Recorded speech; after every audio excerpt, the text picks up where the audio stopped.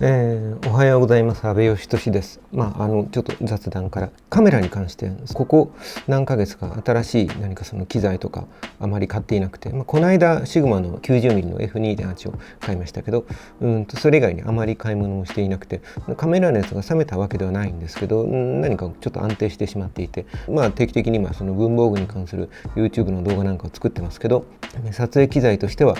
シグマ FPL、 今これ撮ってるのがシグマの FPL と、2875mm の F2.8 ですけど、でもう一台パナソニックの、ルミックス S5 初代の方ですねがあって、それでほぼほぼその作業環境としては安定してしまっていて、2875の F2.8 今この使ってるレンズが比較的万能で、だいたいこれで用が足りてしまっていて、この部屋の中でちょっと YouTube を撮るぐらいのものに関してはこれともう一つ14から 24mm の F2.8 ってやつがあって、その2つのレンズで大体間に合ってしまって、で物撮りの時は、70mm の F2.8 のマクロ、カミソリマクロってやつですね、それがあって、それで大体事足りているかなという感じで、ところが最近というか前々からちょっとこれ気になってたことだったんだけど、主にこのシグマの FPL もそうだし、パナソニックのそのルミックス S5 もそうなんだけど、時々そのオートフォーカスをミスると。でこれはカメラ側の、要因もあるし、僕自身がこういうふうに例えばこの何か説明したくてこういうふうに物を出した時とかに、カメラのその最短撮影距離よりもその物を近づけちゃってピントが合わないとか、あるいはそのカメラのオートフォーカスの設定を間違えていて、この辺りに来たものにピントを合わせろっていう設定にしてるのにこの辺でやっちゃってたりとか、そんなようなことでミスっていたりするんで、僕の問題っていうのもあるんですけど、なんでしょうね、ペンが比較的細くてピントを外しやすいんですよ。外しやすいというか、そんなことはないんだけど、僕が不器用でミスるんですよ。で何か1台サブカメラが欲しいなと思い始めて、要するにある程度安定してフォーカスがあって手軽で、画質に関しては、iPhone ではちょっと物足りなくてっていうのは、だからこのシグマの FPL の画質の中に iPhone で撮ったものを、差し込むと明らかに画質が劣っていて、ちょっと悪目立ちするんですよね。なのでもうちょっと画質のいいものでぐっと近くまで寄れて、で手軽に撮れて、そのようなカメラが1台サブで欲しいなと思っていて、一時期GoPro を買い直そうかなとか、あるいは一回やっぱ買って早々に手放してしまったソニーの Vlog カムのZV-1 をもう一回ちょっと中古で買い直すかとか、いろんなことを考えていたんですけど、そんな中にキヤノンのパワーショット V10 という Vlog カム、キヤノンが提案する Vlog カムですねというのが、発表になって、でそれが最初あんまりピンとこなかったんだけど、紹介しているまた僕の情報源が YouTube に偏りすぎてますけど、YouTube の配信されてる方々の動画を見てるうちに自分の用途に比較的合っているかもなと思い始めて、にわかに気になり始めて、で自分の中で Vlog カムでどうせやっぱり10万前後でしょと思って高いなと思ってたんだけど、このパワーショット V10 は1インチセンサーってスマホとかよりもはるかに大きなフルサイズとかに比べると全然ちっちゃいんですけど、それでもスマホよりは、格段に大きなセンサーを積んでいてにもかかわらず、値段が、実売で5万円台前半ぐらいまで下がりそうで、となってくるとちょっと自分の中でターゲットに入ってくるというか、でどうだろうと思って考え始めたわけですよ。例によってまた吹き出しのメモを書いて、考え始めたわけですよ。関係ない落書きをしちゃったりしてますけど、そして関係ない万年筆の話もしちゃってますけど、ちょっと万年筆の話だけ30秒ぐらいすると、僕セーラー万年筆の万年筆だけ持っていなくて、筆で万年しか持っていなくて、ちょっとこういう普通に使えるものを買おうかなと思って迷っていたところで、ズームっていう筆のペン先のタイプがあることを知って、ズームが、筆を起こしたり裏返したりするとかなり細い線が引けて、かつ寝かせると普通に書くと結構太い線が引けて、この寝かせるから起こすまでで線の太さが結構劇的に変わって、だからアーキテクトとかなぎなたにちょっと近いような書き方ができるで面白いよっていう話をまた YouTube なりブログなりで見聞きして、じゃあ気になってちょっと安いの見つけて買ってみてというところで買ってみたんだけど、思っていた以上に太いんですよね。これは結構極太で、寝かせると普通の太字よりも太い極太字になりますよって、もうなるほどめちゃ太いなと、でも裏返すと確かに裏返した時はちょっと立てないと細く書ける。なのでもしかするとこういっただから線幅が非常に幅広く使えてうまくやったら面白い使い方ができるかもしれないなと。ただちょっと太いですね。こいつはこいつでまたレビューをしますとみたいなことをやってる時にピンと合ってたかなみたいなことが心配で、これを撮ってる時にメインはこのシグマ FPL で撮っていて、かつサブでちょっとこの辺に今買おうか検討してるパワーショット V10 を置いておいて同時に撮っといて、もし著しくだからFPL の透過数外してたり、僕が画面の外にしょっちゅう僕画面のここら辺と思っていたのに喋り始めるといつの間にか画面の外に手がいっちゃってることが多くて、これ練習しなきゃいけないんですけど、2台で撮っておいてうまく補い合うような使い方ができるといいなと思って、でルミックスとじゃあシグマ FP でどっちかメインどっちかサブにして2台回せばいいじゃんってもう思ったんだけど、やっぱりカメラそれなりに大きいんで2台回すと置き場がないんですよね。この机の上にスマホ感覚でパタッと置いておけるといいなと思って、でそこで、パワーショット V10 でパワーショット V10 形が写真を見ないと書けないな。横から見た時に、このカメラがあって、ちょっと待って、これはさすがにちょっと写真うろ覚えで描けるものではないな。今これを描いてるのは、これは G 像というこれも動画どっちが先に出すかな、G 像の動画の方が先に出るかもしれないですけど、今ちょっと極細字のペン先を手に入れて、こうでこうでこうで、ここにスタンドがですね、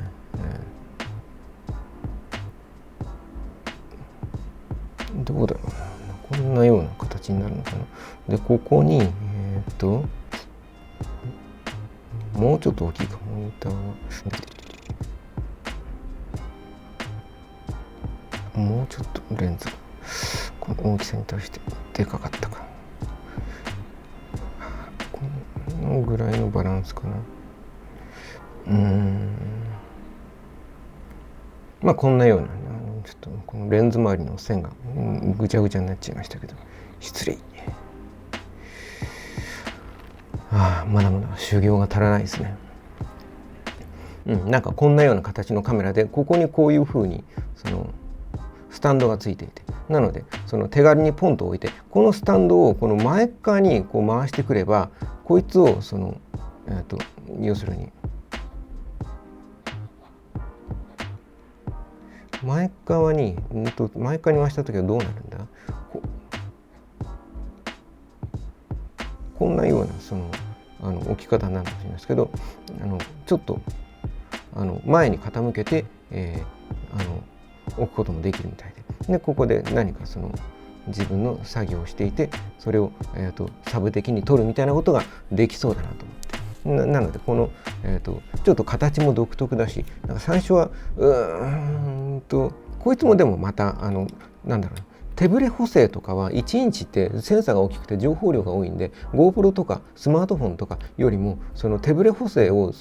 やるの難しいんですよね。処理が重くなるんで。なので手ぶれ補正の機器が例えばGoPro みたいなものに比べるとちょっと弱いみたいで、そのあたりが歩きながら撮るときどうなのとか、値段をだから5万円前半ぐらいまで実売価格で下げてきてるんで、いろんなところ多分限界まで削ってきてると思うんですよね。なので内部のチップの問題なのか、今後ファームウェアで改善されるか分かんないけど、美肌モードとかがついていて自撮りするときにいいらしいんですけど、自分は女の人向けの機能ですよね。自分がおっさんで使うかどうか分かんないですけど、例えばそういう機能をオンにすると動画が5分しか撮れないとか、なんか細かい制限がいろいろあるみたいで、あとやっぱ熱がこもるみたいで、こいつをだからつけっぱなしにして1時間とか連続で撮るのは無理そうなんで、ピンポイントでサブでなんか撮るような使い方で自分がこいつを、使えるかなと思って今なんか悩んでいたところなんですよ。で昨日ちょっとこれを書き物をしながら悩んでいて、今まで自分はちょっとサブカメラというか日常をちょっと記録するカメラとしてインスタ360の360度カメラのライカのレンズと1インチセンサーがついてる、それこそそれも1インチセンサーなんだけどのモデルのカメラを持っていて、それはこっちよりもむしろ値段倍ぐらいするやつで、じゃあそれでいいじゃんって思ったんだけど、360度カメラは使ってみると1インチでも360度って全方位だから、1インチセンサー多分2枚積んでるんだけど、それでもこの片側180度、このなんかこういうまたこれもうろ覚えで書いてますけど、半球型のレンズが両側についていて360度全部撮り寄ってカメラだけど、1インチのセンサーがここについていたとしても、やっぱりこの180度の全部の領域のその情報を1インチで賄うには1インチセンサーってちょっと足りなくて、画質が全体を眺めてる時にはすごい綺麗なんだけど、部分をだから僕の机の上にこれを置いといて、こいつを置いといてここの作業を見るみたいな感じで、この例えばここで僕が作業をしていて、このエリアだけを切り抜くと1インチセンサーだけど、この部分だけじゃないですか。そうすると画質的にはすっごい荒いんですよ。なので、今の自分の用途には合わなかったり、あるいはこの360度カメラが最初は自分を例えば子供を撮りながら自分自身も映ることができていいんじゃないかみたいなことを、要するに、後で見返した時に子供の写真いっぱいあるけど自分の写真が1枚もないみたいなことが、自分はずっと起きていて、自分の写真がないんですよ。だから自分を記録する意味でも自撮りをわざわざするってこともしないし、例えばそのシグマ FP みたいなこういうカメラを、持ち歩いていて、じゃあその自撮りをこいつをぐるっと向けてするかっていうとこいつバリアングルとかじゃないんでしないんですよ。なので結局自分の写真は全然なくって、でインスタ360のこの360度カメラいいかなと思ったんだけど、でさっき言ったみたいにだから自分も映るんだけど、子供もこれ映すとカメラのそのフレームの外に子供が行っちゃって取り損ねるみたいなことがないんでいいかなと思ったけど、結局子供そうすると超広角なんで豆粒みたいにちっちゃくなって、でそれを拡大して追うと結局画質があまり良くないんですよ。だから360度カメラは本当に360度、それこそ今後なんか Apple Vision Pro とかがなんかその普及してきた時にはこの360度の映像がその価値を取り戻すかもしれないですけどね。ただ今のところ僕の中ではすごい性能の高い機種なんだけど、うまく使いこなせなくて、そして編集がすげえ大変で、その編集が大変はこのインスタ360の会社も分かっていて、もうほぼ全自動でやってくれるような便利な編集アプリとかついてるんだけど、それでもやっぱり、一手間で、要するに撮ったものが iPhone がだからそういう意味では最強なんですよね。 iPhone 撮ったものそのまま再生できる環境にあって、編集も簡単だしなんだけど、結局僕はだからその動画を投稿するために使うんだったら絶対パソコンに持ってってダヴィンチで編集するっていう手間は絶対かかるんでいいんだけど、こいつはダヴィンチに行く前にインスタのアプリで動画を作って、そいつを、またダヴィンチに持ってって素材として使うみたいになって、でそうするの時には大体において画質がかなり落ちちゃってて、だからちょっと自分の中ではうまく使えていなくて、こいつを手放してこいつに今切り替えることにほぼ決めたところでありますと。で話の段取りでいくと、ちょっとここは関係ないんで無視すると、自分はだから吹き出しメモは上から始まって時計回りに思考がだんだん回っていくように大体書くんで、ここからですよね。だからそのインスタ360は編集が大変だと。まさに今話したことを書いてましたね。狭い一部分だと画質が悪くなっちゃうと。あと問題点として、こいついつもカバンの中に入れて持ち歩いてるんだけど、カバンの中でうっかり電源が入っていつの間にか熱々になってバッテリー切れてるみたいなことがしょっちゅうあって、それもその自分の運用の問題で何かケースに入れるなりすりゃいいんだけど、ケースに入れるとちょっとなんていうかな、その使い勝手が落ちるんですよね。取りたいと思った時にケースからもたもた出してるうちにやっぱりそのシャッターチャンスって待ってくれないので、特に子供は待ってくれないので、なんか面白いことが起きた時とかにあわあわしてたら間に合わないので、なのでちょっとこいつは自分のカバンの中でも、なかなかのトラブルメーカーだったわけですよ。でさっき言ったみたいに部分を切り出すんで、いくら1インチセンサーを積んでてもやっぱり、暗所はちょっと弱いんですよね。でGoPro にもう一回戻すかみたいなことを GoPro を使ってて、でこいつが出た時になんかすごいいいかもと思って買い替えたんですよ。だけど GoPro に戻りたいかなと思い始めていて、そんな中でこのパワーショット V10 が出たんで、これかもっていう。でこいつなんかちょっとこの絵で描くとでかそうだけど、これスマートフォンと同じぐらいの大きさで、重さも 210g かな、そのぐらいで 200g ちょっとぐらいで、だからスマホと大差ないんですよ。これモニターをパカッと上に向けてでこのスタンドとかを出した時になんていうかな、スマホのと同じぐらいの、スマホって言ってもいろいろなサイズがありますけど、標準的なスマートフォンと同じぐらいの大きさになって、この辺りなんかまさに今俺は昨日考えたことをそのままなぞってた。そうそう。だからでスマホでじゃあいいじゃんの時には、だからスマートフォンは画質が物足りなかったり、スマホはスマホで使い、道があって、だから今こうやって撮影するじゃないですか。こいつの絵をちょっとここに描こうと思った時にスマホで、検索してもここに iPhone 置いてあるんだけど、 iPhone で写真を出して使ったりすると、ここで今、こいつを例えばだから予備の撮影機材として iPhone 使っちゃっていたら、こういうことができなくなるじゃないですか。でもう1台タブで安い Android を持つかとか言い出すと、もうだったらこっちの方がいいなっていうことですよね。でその ZV-1 はこいつもだから手ブレ補正それほど強くないんだけど、 ZV-1 もだから1インチのセンサーで手ブレ補正を GoPro 並みに良くするのに宿泊していて、僕の中では ZV-1 初代のやつは持って歩いてみたけど、そうだな、やっぱりちょっとソニーのすごい高性能の手ブレ補正をもってしてもややこれなら GoPro の方が綺麗じゃんってなっちゃう場面が多かった。特に屋外は結構光がある場面が多くて、光があると GoPro は綺麗なんですよね。 GoPro はやっぱりアウトドアで使うことを前提に考えられてるんで、 GoPro の僕が一番好きなところは空が白飛びしないんですよ。すごい、だから空が白飛びしちゃったらダメだっていうことを多分メーカーがしっかり分かっていて、結構ねがっちりと空の軌道を守った上で、地面のっていうか人間なり地面の方の木々とか街並みとかをちゃんと映すということができていて、でそこが GoPro すごく好きなところで、だから GoPro は逆にこう自分が今やってるように机の上のこういうちょっとした作業を撮るには広角すぎだったりとか、あるいは、ピントが手前に寄らなかったりとか、アウトドアの風景を撮るカメラなんで近くのものを撮るのには全然向いてなくて、でやっぱりこういう僕のところの部屋とか比較的薄暗かったりするんで、明るくすりゃいいんですけど、薄暗い部屋の中で、撮っていると GoPro はその明るさが足らないんですよね。みたいなことで GoPro もちょっとターゲットから外れて、で考えていくうちにどんどんじゃあ結局ここに今パワーショット V10 が俺には向いているのでは欲しくなったんで、無理やり理由をでっち上げてますけど、でパワーショット V10 のそのネットでわらわらと見聞きした中でのその問題点的にはモニターが結構ちっちゃいよと。このモニターが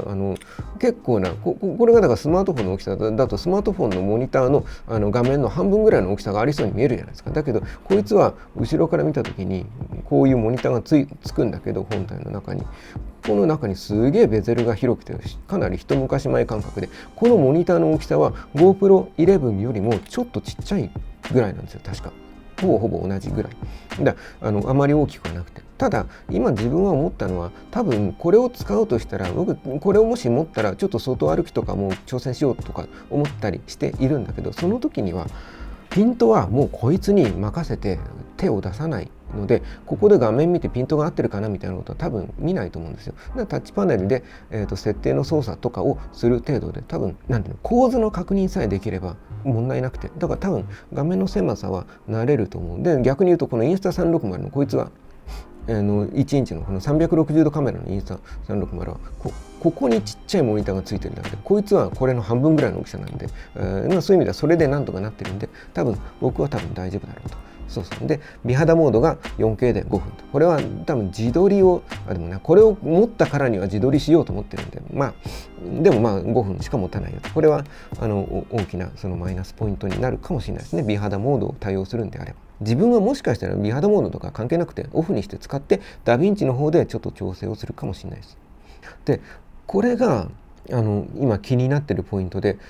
誰だっけな、瀬戸康史さんかなんかの紹介する動画、最初の動画とかでは10分ぐらいしか普通に撮っても熱の問題で止まってしまって、で他の方の動画の中では熱問題で動画が停止した時にはファイルが壊れちゃってることがあったんだよみたいな話をしていて、この辺りがどれもその発売前に実機を貸してもらってベータ版の機械でやっていた話だと思うんで、実際の製品版では改善されているのかもしれないですね。で他の方の動画だと10分以上全然使えるよとか、このモニターをペタッとここにくっつけてると熱がこもりやすくて、モニターを少しでも隙間を作ってあげれば、だいぶ改善するよみたいな話もあったりして、なのでこの辺りはさすがに Vlog カムって Vlog の撮り方ってこうちょっと撮って切ってまたちょっと取り出してちょっと取って切って、で1日のそのハイライトシーンだけを要するにずっと回しっぱなしとかじゃなくて、ピンポイントでさっと取り出して1分とか30秒とか取って切るみたいな使い方なんで、もしかするとキャノン的には10分ぐらいでも大丈夫と思ってこういう仕様になってるのかもしれないですけど、ここはちょっと不安なポイントです。でマイクの性能はかなりいいみたいです。僕は今、この Zoom の F2 を使ってラペリアマイクでシャツにそのピンマイクくっつけて撮ってますけど、室内で音反響しちゃうし、ここで撮るんだったらこれがベストだと思うんで、このマイクの良さみたいなものがどの程度生きるか分かんないけど、もしかしたらこいつのマイクで部屋の中で綺麗に撮れるようだったら、この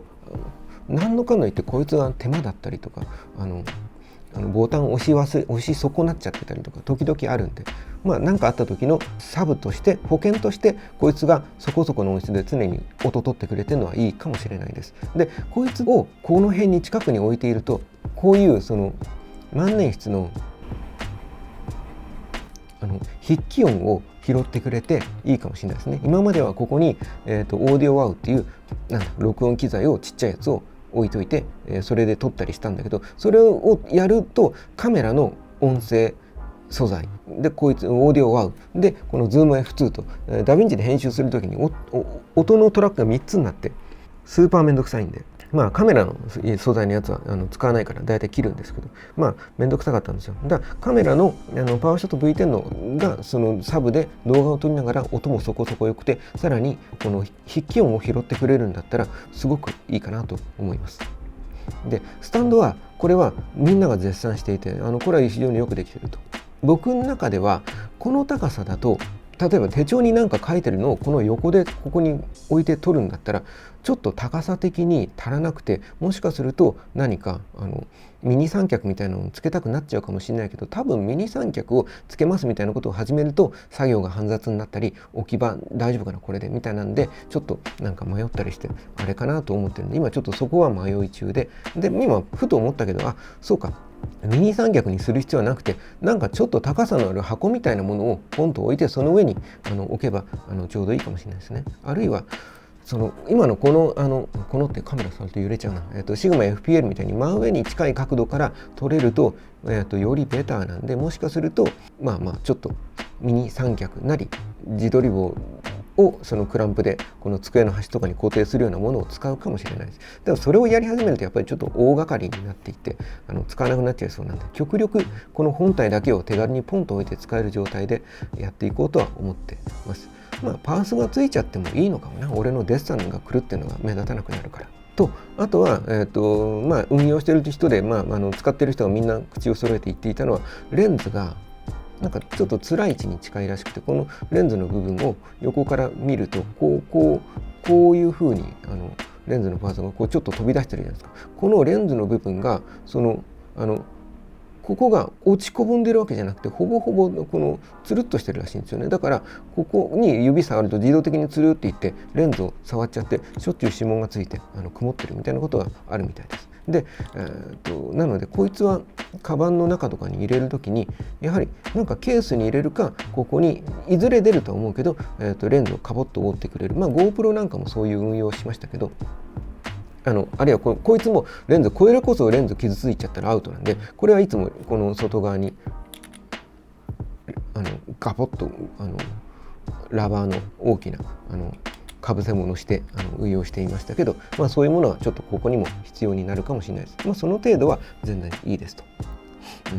でだからそのミニ三脚が結局必要になっちゃったら嫌だなと思って、これを書いた時には前のめりにできるって知らなくて、でもこのぐーっとスタンドを前に持ってきて、前のめりにもできるみたいなんで、だとしたら全然問題ないかなと。で日常撮りとかあるいはだからYouTube でゲーム配信する時に子供らがサングラスかけてもいいから自分たちの姿を映したいって言ってて、ちょっとそれは親としてなかなか迷うところだけど、どうだろうな。そういうことをする時にちょっとこいつがパソコンと多分 USB でつなぐかなんかすることでウェブカメラ的な扱いができるみたいなんで、ゲーム配信とか自分もそれを使うかもしれないですね。自分を映すとして映すかな、いいや。ちょっとそれは考えていたりするところです。そう、あとだからこれはだから他の方が検証している動画を見て、風が吹いてるところだと結構持つよみたいな話をされてる人はいましたね。あとはこれを購入を決めてというかね、もう実は予約っていうか買ってるんですよ。届いてないだけで。だから使うことになると思うんだけど、これを注文してから、そうだ、インスタ360の GO3 が出てたじゃんと思って、GO3 はそれこそ自分のおでこになんか鉢巻きみたいなものをつけて、そこに取り付けて自分の視界をそのまま映すみたいな使い方もできるし、インスタ360 GO3 っていうのはちょっとこれはもう写真資料を見る、ほどでもないんで、こういう GoPro よりもちょっとちっちゃいぐらいの大きさのケースの中に、こういう形の親指ぐらいの大きさのここにレンズがついてて、こういうで、これがこの部分が、ガチャッと取り出せて、ちっちゃい親指第2関節ぐらいまでの大きさのミニカメラとして使えて、で、GO3 っていうだけあって第3弾で画質もだいぶ良くなってきて、マイクも前回まではなんかね音質があまり良くなかったらしいですけど、マイクもかなり良くなって、でさらにこういうその GoPro みたいにこいつの背面にモニターがついていて、ガチャッとつけると GoPro みたいな使い方ができて、外せば、マグネットで例えば服とかにもパチッとつけられたりとか、このちょっと多分ストラップみたいなものをつけて首から下げるとくるくる動いちゃうかどうなんだろうな、何か多分服とかに固定してちょっと使うこともできるしっていうアクション感があって、これがもしかすると今の自分の用途的にはベストかもって思ったんだけど、でしばらくちょっとこれキャンセルしてこっちかもって、こいつも値段的には6万ぐらいで、ギリギリ自分が今手が届くかもぐらいの値段なんで。でインスタ360のこの360度カメラを使っていて、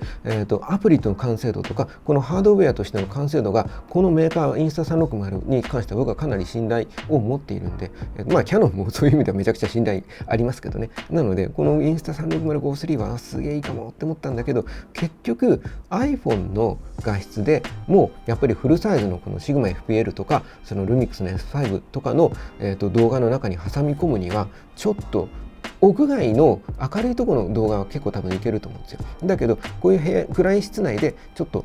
紙の上にこういうインクで描いているものを撮るのって意外と難しくて、要するに紙が白いとここに光が当たってるとすげえ明るいんですよ。でそっちに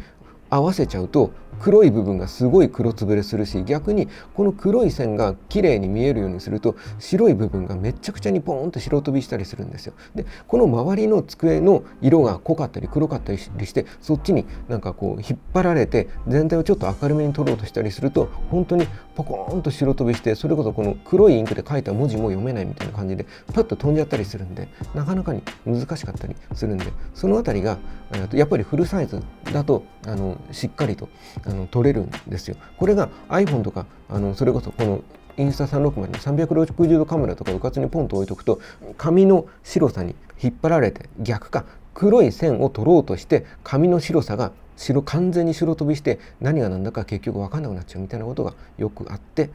こいつがどの程度撮れるか分かんないけど、結局この親指大の大きさのカメラなんでセンサーサイズはめちゃくちゃちっちゃいので、結局自分の用途にはこれ運用的にはすっごい手軽に使えて、それこそ外歩きにも撮影する時に目立たないし、服につけとけば例えば子供を追っかけ回してカバンとかを持っていて、でもカメラは動いてるみたいなこともできるし、熱問題もこいつはあんまり起こさないみたいだし、と思ったんだけど、結局センサーサイズっていう問題で自分の中では冷静に考えると候補から外れていきました。で結局やはり消去法でキヤノンのこのパワーショット V10 が残りました。なので今こいつを届くのを待っているところでありますと。そして G ゾーの極細ペン先はめちゃめちゃいいですね。いや本当まだ話がそれるけど、細い線が引けて書き味も滑らかでこいつはいい。あとそう屋外でどのぐらい僕使うか分かんないけど、こいつは ND フィルターを内蔵してるっていうのもすごい大きなアドバンテージというかポイントで、 ND フィルターってレンズの明るさをちょっと暗くしてくれるグレーのそのフィルムみたいなものをここに一瞬パッとかぶして、外の光をちょっと限定してくれるっていうモードで、こいつがないと明るいところで的確な画面の明るさをキープしようと思うとシャッタースピードを上げざるを得なくなるんですけど、シャッターを素早く切ればそれだけ入ってくる光の量を減らせるんで、そうやって適切な明るさをキープするしかなくなるわけですよ、明るすぎる環境では。で太陽光の下ではそういうことが頻繁に起きて、でシャッタースピードを上げてしまうと、動画はそのなんかパラパラパラパラっていうなんだろうな、すごい見づらい動画になっちゃうんですよ。で ND フィルターがあるとそれを防いでくれて、適度にそのしっとりとしたその動きの、動画が撮れるよと。でそれがまあいいと。で1インチセンサーで F2.8 かな、16mm F2.8 かなんかのレンズがついていて、レンズ自体もだから明るいので暗いところにはすごく強いよということで、全体的にそうだな、手ブレ補正が弱いよ。だからその固定して使うことが多分僕メインなんで、そんなにマイナスにはならなくて、で手ブレ補正に関してはこいつはだから360度カメラだから、もう完璧な手ブレ補正と完璧な水平維持ができるわけです。何しろ360度撮っちゃってるから。で、GoPro なんかもすごい手ブレ補正綺麗で、ぬるーってどうしたのその飛んでるのみたいな動画が撮れるんじゃないですか。もうそれ当たり前になってきたじゃないですか。で最初はそれすっげーと思って、この機能は絶対必須だと思ったんだけど、最近思うのは Vlog とか日常風景を撮ってますって言った時に、そのぬるーってドローンで飛んでるのか、なんだろう、そのなんかタケコプターかなんかをつけてお前は宙に浮いてるのかっていうような動画を撮ると、臨場感が逆になくなる気がするんですよ。お散歩してますって言った時に、そのお散歩してますをリアルに映しちゃうぐらい画面がガクンガクン揺れてたら見づらいですけど、ちょっとだけ振動があった方が見づらくない範囲で歩いてますよって感じが出て、でこの人が日常生活を送ってるっていう感じが出ると思うんですよ。なのでGoPro とかこういう360度カメラみたいな、そのもう完璧なぬるっていう手ブレ補正は僕は今なんかあんまりいらないなっていうか、綺麗すぎて嘘くさくなっちゃうんで、まあちょっと実際こいつの手ブレ補正がどの程度か分かんないけど、でも割とこいつの手ブレ補正中とか強ぐらいの、手ブレ補正度合いであればいいんじゃないかなと僕の中では今ちょっと思っていて、まあ、そういう運用をもし外で何か撮ったりするならしようかなと思ってます。まあインドア人間なんでね、撮らないと思うんだけど、でも今また雑談ですけど、ちょっとインドア生活が続きすぎていて、なんか足の筋肉がすごい落ちてきてる感覚が自分ですごくあって、なんかコロナ前までは本当に週3ぐらいで井の頭公園に行って、このカメラを持って散歩していたんですよ。でそれがすごい自分の健康にも良くて、カメラもたくさん使えてすごい最高の習慣だったのが、やっぱコロナでそれが途切れてしまって、で僕自身はそれを再開したいんだけど、子供らもなんかそれがの習慣がなくなってしまって、ちょっと公園行ってお稲荷さんにお参りして、で帰りにちょっとスーパー寄って帰ってこようよみたいなのがちょっと午後のルーチンだったんだけど、それ行ってもってなっちゃったりして、で自分一人で子供を置いて散歩行くのは嫌なんですよ。行くんだったら子供連れてきたいと思ってるうちに僕も行かなくなっちゃったりして、みたいなことがもしかするとこいつが導入することでわかんない、僕だけが行く気満々になって別にこれがあったところで子供がついてきてくれるわけじゃないんだけど、なんかね、これを手軽に持ち歩くことで、上の子とか一時期カメラ大好きで僕と一緒に写真撮ってくれて、それすごい楽しかったんだけど、今だからあんまり外行く時も重たいしなみたいになってカメラも持って歩かなくなってくるちゃって、で子供的にもちょっと気持ちは分かるな。撮った写真を管理する場所がなくて、パソコン持ってないんでね、撮りっぱなしになってしまうとやっぱり面白くないですよね。だからなんかGoogle でもいいからアカウント1個持って自分の写真があって、まだ SNS を使わせたか、また話がすげえすっ飛んじゃったけど、 SNS を使わせるのは怖いなと思いつつも、どっかその写真をちょっと見せる場みたいなものがあったりすると、もう一回写真趣味みたいなものが蘇ってくれるかなみたいなことを考えつつ、ちょっとこいつを導入しようと思っているところですっていう、なんか手帳メモでありましたという感じですかね。すげえ喋ったな。どうだろう。まあこんな感じで基本的にはその絵を描いてみたり、手帳をいじったり、万年筆をいじったり、カメラの話をしたり、ガジェットの話をしたりするという、チャンネルです。雑多すぎちゃって申し訳ないですけど、まあそんな感じなんで、もし気に入っていただけたらチャンネル登録やいいねなどをしてくれると非常に励みになります。ということでした。コメントなども何でもいいのでいただけると非常に嬉しいです。ありがとうございました。ではでは。